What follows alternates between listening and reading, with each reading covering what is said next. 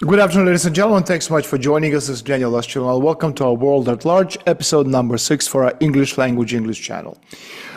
Yesterday, we were talking about global projects and conceptual centers. So speaking of conceptual centers, it's important. You have to understand what it is and how it works. And so a conceptual center, in order to work, needs a big idea. Remember George Bush talked about the big idea back in 1991, New World Order, etc. So for a conceptual center, in order for it to work, it needs a big idea. And if you have a big idea, I absolutely guarantee you that there are supranational structures willing to write you a check right now for $1 billion. No questions asked. It could be from the Rockefellers, from the Rothschilds, the Morgans, the Buffetts, it doesn't matter. $1 billion. Maybe even in cash, in a suitcase or credit card loaded with this, $1 billion of some offshore account, it doesn't matter. So why are they going to give you $1 billion? Because the fundamental question is, whom do we give the money to, first of all? Who has this big idea? And the chaos and the panic all around us is related precisely to the fact that there's a complete lack of understanding of where we are going as society. What's waiting for us around the corner? What does the world look like? And so if a metaphorical Rothschild, or maybe a real Rothschild, gave someone $1 billion, they would want an answer to key question or questions. What will the near future world look like? And how do we get there? And so this is what a conceptual center needs to do. Again, in the United States in general, today there are no conceptual centers capable of producing conceptual thought. There are conceptual centers in London, but they're all aimed at rebuilding the British Empire. And so, for example, in the 19th century, there were many conceptual centers in the British Empire, and one of them gave birth to Karl Marx. Now, we don't know what kind of a relationship Marx had with those conceptual centers that were run by the elite of the British Empire, but the result is obvious. And it was Trotsky who moved the Karl Marx-Engels axis. But then Lenin in Russia, he took a different path. He started a different project, a different movement. He extracted the Global Red Project from the British Empire's Global Jewish Project. And maybe that's why London tried to kill him. After the death of Lenin, it was his wife Krupskaya, an agent of the British Empire, who poisoned him. Lenin's conceptual line was taken up by Stalin, and through Stalin, they brought back the Soviet Red Project idea into the mainstream, in other words, the big idea. And so we're talking about systems, and if we look at the future through the prism of the development of the capitalist system in the modern era, what's that? Between 1789, that's the French Revolution, and 1991, that's the collapse of the Soviet Union. 1789 to 1991. We can see that each new system arises as part of the elimination of the contradictions of the previous system. And so modern society and the capitalist system, there are no exceptions. And as much in the post-capitalism, the post-modern order can be understood from the logic of the development of its predecessor. And so modern society and the capitalist system, and much in the post-capitalist, post-modern order, can be understood from the logic of the development of their predecessor.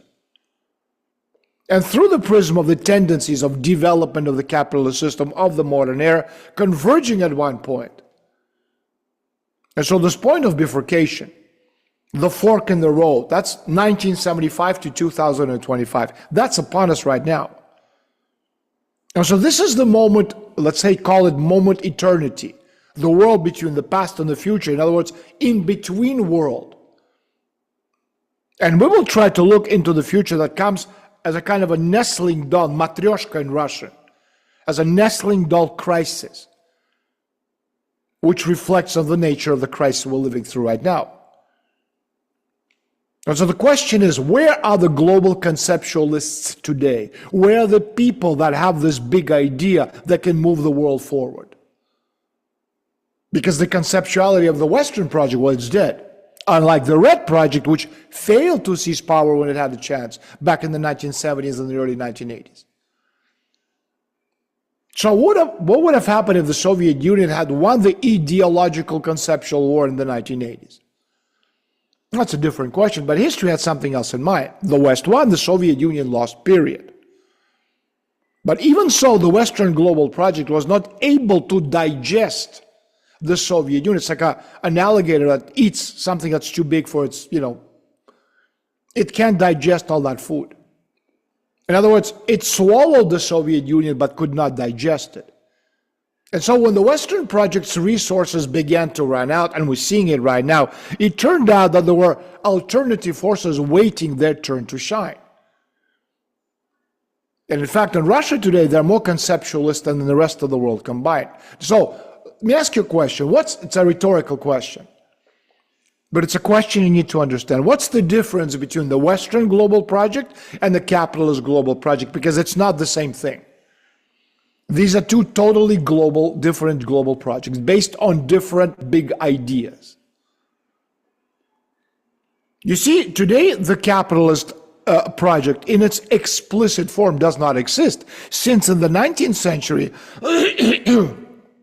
there were serious changes in its economic basis, which as a result cardinally changed the underlying values. And only a few pieces of the former structure remained. So the dogmatic structure of the capitalist project was unstable and urgently required a significant change, either towards a further rejection of biblical values, we talked about this yesterday, which was further strengthened because the norm in the new capitalist states was still largely Christian, or towards a return to the ban on usury. And characteristically, both of these ideas were realized.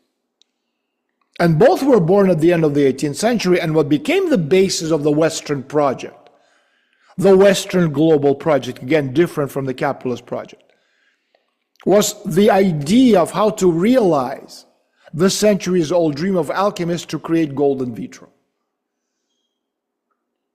And so it isn't difficult to understand the reason alchemists were so eager to create gold. At that time, gold was the unified measure of values for all humankind. But this idea from which the mechanism of financial capitalism grew, and then this new global project, was based on the fact that if gold cannot be created, then maybe it was possible to change the unified measure of value. Now, what is the unified measure of value today? Well, it's obviously the US dollar, created often out of nothing. By whom? By the United States Federal Reserve, which is a private institution owned by the largest investment banks on Wall Street. It has nothing to do with the United States government. And the last president who tried to take over the Federal Reserve, John F. Kennedy, was killed for that, amongst many other reasons. And so the entire world financial system, with its institutions such as the International Monetary Fund and the World Bank and many other institutions, they see as their primary task the preservation of the Federal Reserve's monopoly on monetary proliferation. And so we have two types of conceptualists. We have those who are trying to restore a global project, and those who are trying to create a regional, for example, China-style project.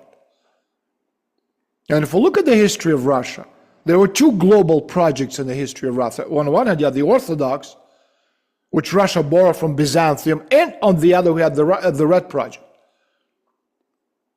Now, it didn't quite work out with the Orthodox project because the conceptualists of this project, well, they should sit where? In the Duma? No, in the Patriarchate. And they're not there.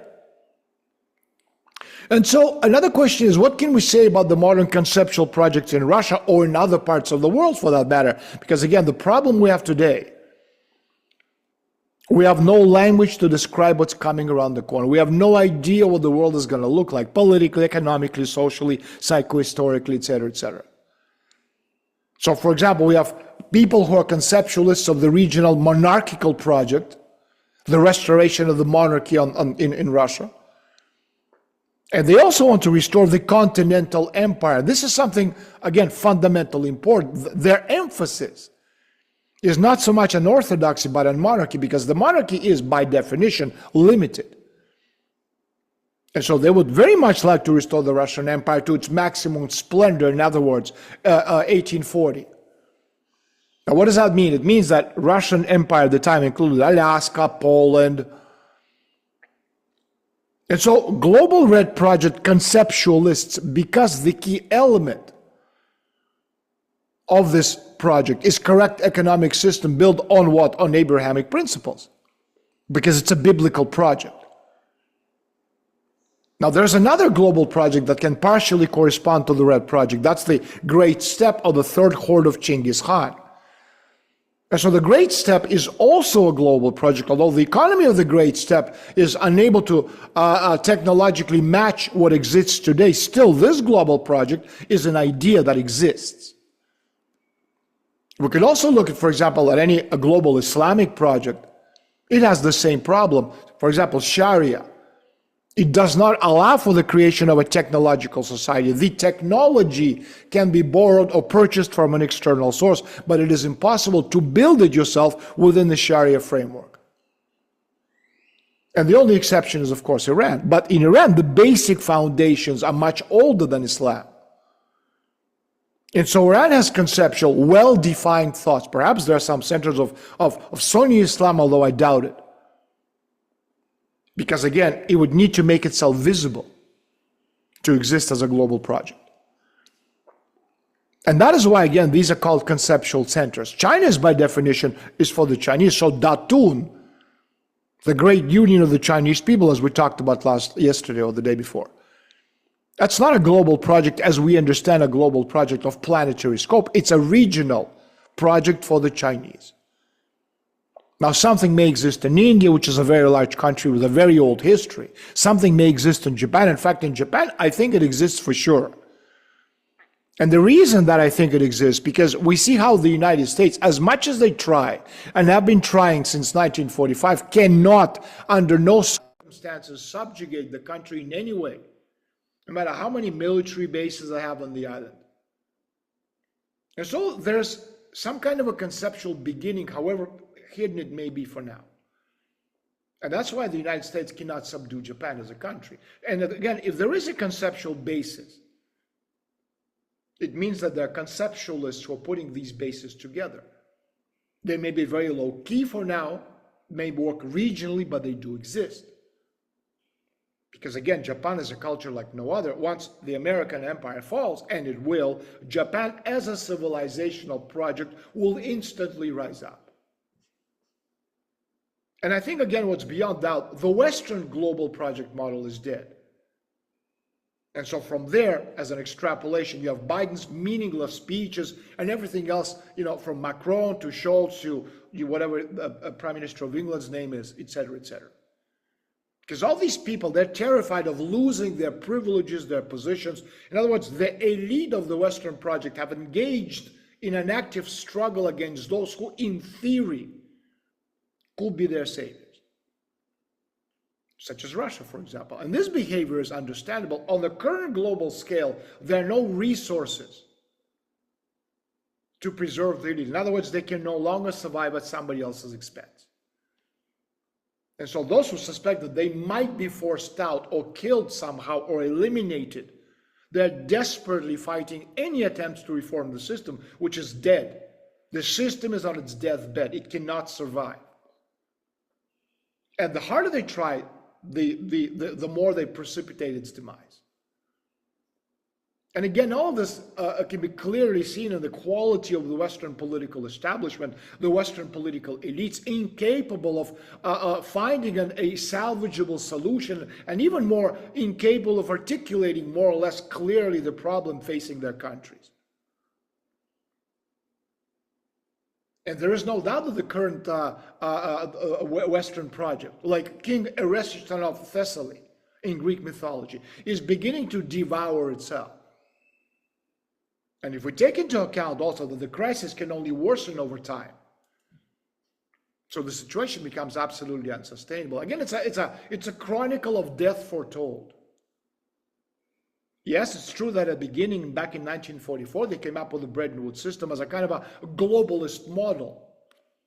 But over time, it took over the entire world, because first, initially, control of the Western society.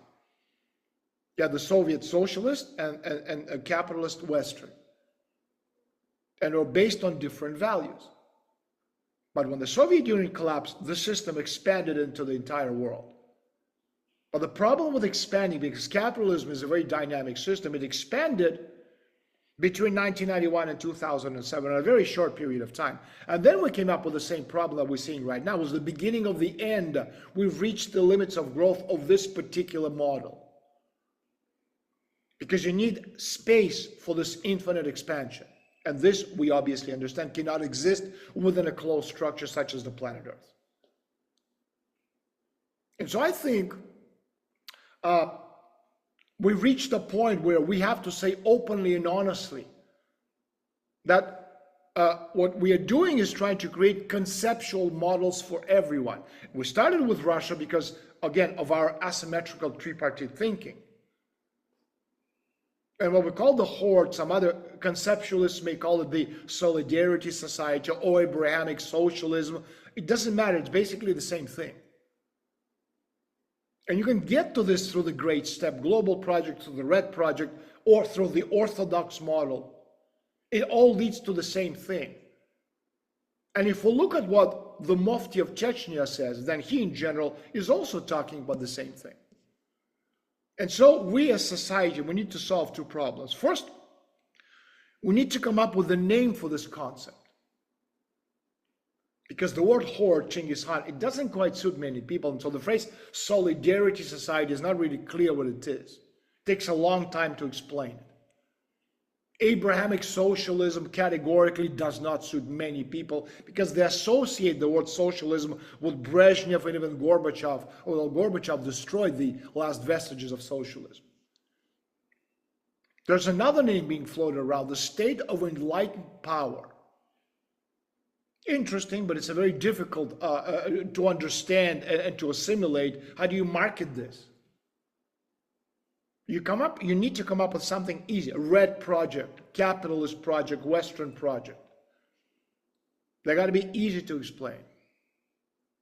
And again, this isn't just talking about the new Russian project, be it, communism or USSR too, or whatever this may be in the end. This is what we have to do with every single project out there. We need to draw an economic model and a political model. Then we need to create an ecosystem like pieces of the puzzle on a global scale that fits snugly into this one global conceptual model. In any case, one thing is for sure, the way the Western Global Project looks now is not only unappetizing, but also, to put it mildly, stinks. A global project in a state of decomposition, and this is why we have what we have. And that's easy for all to see. So on that we end. Again, Merry Christmas to everybody. We'll see you next week. I'm Daniel Estulin. Sign up to our channel. It's free on YouTube. And also to our webpage, estulin.media. We have a lot of amazing information, from interviews to weekly conceptual intelligence reviews to webinars to all kinds of other things. So join us. We'd love to have you as part of our family. Have a wonderful weekend, and until next